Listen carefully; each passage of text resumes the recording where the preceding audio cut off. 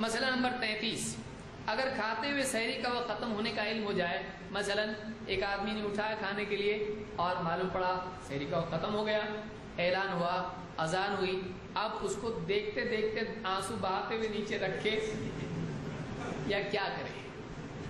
اور دن بھر سوچتا رہے آج میرے سے ایک بہت چیز قیمتی رہ گئی، آج میرا بہت لاس ہو گیا ہے، اور پورا دن آفس میں جھگڑے کرے، کیا کرے؟ سنت یہ ہے کہ ایک آدمی اگر واقعی اس نے اٹھا لیا تھا کھانے کے لیے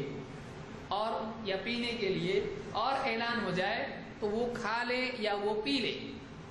اللہ کے نبی صلی اللہ علیہ وسلم فرماتے ہیں اذا سمع احدکم النداء والاناء علی یدہ، تم میں سے کوئی اذان سن لے، یعنی اس زمانے میں اذان ہی اعلان تھا، یہ نہیں ہمارے زمانے میں 15 منٹ بعد اذان ہوتی، کارا بولے اذان نہیں ہوئی ابھی تک، اور ہوئی تو بولے وہ مسجد کی بڑی مسجد کی نہیں ہوئی۔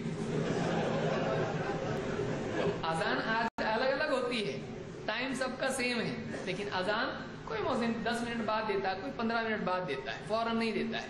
لیکن اس زمانے میں اذان ہی اعلان ہوا کرتا تھا، ٹائم ہو گیا۔ تو جب تم میں سے کوئی اذان سنے اور برتن پینے کا اس کے ہاتھ میں ہو، پینا پینے کے برتن کو کہتے ہیں گلاس، جس کو ہم بول سکتے ہیں، فلا يدعه حتى يقضي حاجته منه، وہ برتن اس وقت تک کہ نہ رکھے جب تک کہ اپنی حاجت اس سے پوری نہیں کر لیتا۔ اس سے معلوم ہوا کہ کوئی آدمی لقمہ اٹھا لیا، کھجور اٹھا لیا، کچھ کھانے کے لیے اٹھا لیا،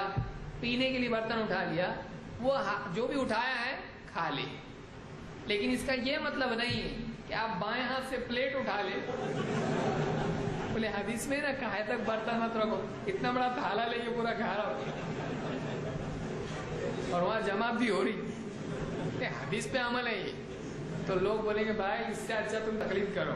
سمجھ میں آ رہی بات؟ ایسا کچھ بھی اجتہاد نہیں کرنا، ایک آدمی نے اٹھا لیا اور کھا لیا کہ اس میں پوری جان اٹکی ہوئی رہے گی اس کی، پورے رب میرے رات تک افطار تک وہ سوچتے رہے گا بہت بڑا لاس ہو گیا اپنا، محرومی کا احساس اندر رہے گا، تو وہ نیت اس کی اس میں اٹکی نہ رہے، آدمی اٹھا کے اس کو کھا لے اور باقی چھوڑ دے، یہ نہیں کہ پورا دسترخوان پورا جتنا چھوڑ کے گئے سب لوگ پورا کھاتا رہے، نہیں کرنا ہے ایسا۔